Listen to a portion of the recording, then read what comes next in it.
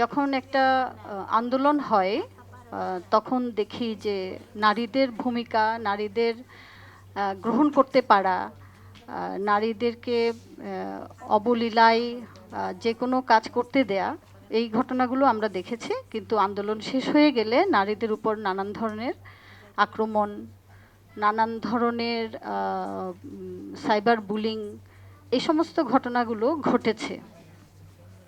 তো এই যে ঘটনাগুলো ঘটতে পারে, তো সেই ঘটনাগুলোর ঘটতে পারার জন্য যে আমাদের মানসিক যে মানসিক যে কাঠামো, আসলে সেই কাঠামোই যে দায়ী, সেটা এখানেও উঠে এসছে। আমিও একটু তুলে ধরতে চাই যে আমরা দেখেছি আন্দোলনে নারীর যে অংশগ্রহণ, সেই অংশগ্রহণের বাহবা জানিয়ে, সেই অংশগ্রহণকে সাধুবাদ জানিয়ে অনেক আলোচনা বা তখনকার সময়ে যে কোনো রাজনৈতিক ব্যক্তিত্ব অথবা অন্তর্বর্তীকালীন সরকারের যারাই ছিলেন তারা কিন্তু বেশ ফলাও করে তারা এই কথাগুলো বলতেন। কিন্তু যখন সিদ্ধান্ত নেওয়ার ক্ষেত্রে প্রশ্ন এসছে যে নারীরা দীর্ঘদিন ধরে 50টি আসনে আসলে সিলেক্টেড হয়েছে, তারা এখন ইলেকশন করতে চায়, তারা ইলেক্টেড হয়ে আসতে চায়, তারা সরাসরি নির্বাচন করে এখানে আসতে চায়। তখন কিন্তু আমরা দেখেছি এই সকল বড় বড় রাজনৈতিক দলগুলো তখন এই জায়গাটায় আসলে কোনোভাবে তারা সেই ভূমিকাটা, তারা সেই সিদ্ধান্তটা নেননি।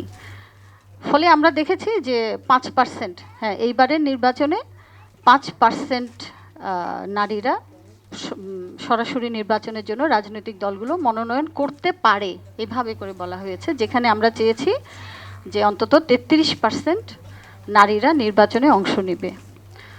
তো সেই জায়গা থেকে আমি নারী আন্দোলনের কর্মী, আমি রাজনৈতিক দলের রাজনৈতিক কর্মীও বটে। তো আমাদের দল বাসদ মার্ক্সবাদী, আমরা কিন্তু এখানে একটা আমাদের যুগান্তকারী ভূমিকা ছিল নির্বাচনে। আমরা 33% নারী আমরা যে দাবি করেছি, আমরা অন্তত 30% নারী আমরা নির্বাচনে অংশগ্রহণ করেছি।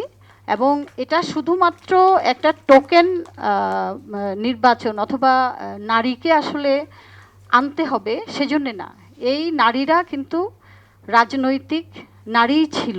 তার মানে সে তার অধিকারের কথা বলতে, রাস্তায় নামতে তার কিন্তু কোনো ধরনের বাধা ছিল না।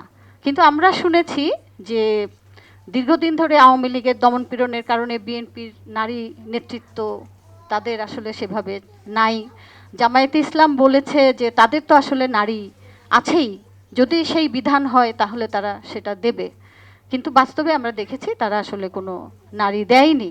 তাহলে এই যে চিন্তাগুলো, এগুলো কিন্তু এক একটা অনেক বিশাল মেসেজ যে এই সমাজে আসলে নারীরা সুবিধার প্রয়োজনে ব্যবহার হবে, কিন্তু নারীকে তার কোনো ধরনের, এখানে আমি এটা সুবিধা বলবো না, নারী যে একজন মানুষ হিসেবে তার যেটা প্রাপ্য, সেই প্রাপ্যটাই নারী চায়, নারী মানুষ হিসাবে যে মর্যাদা সেটাই চায়, কিন্তু তাকে আসলে সেটা দেয়া হবে না। এখানে বড় বড় রাজনৈতিক দলগুলো কিন্তু এই জায়গাটায় সবসময় এক থেকেছে।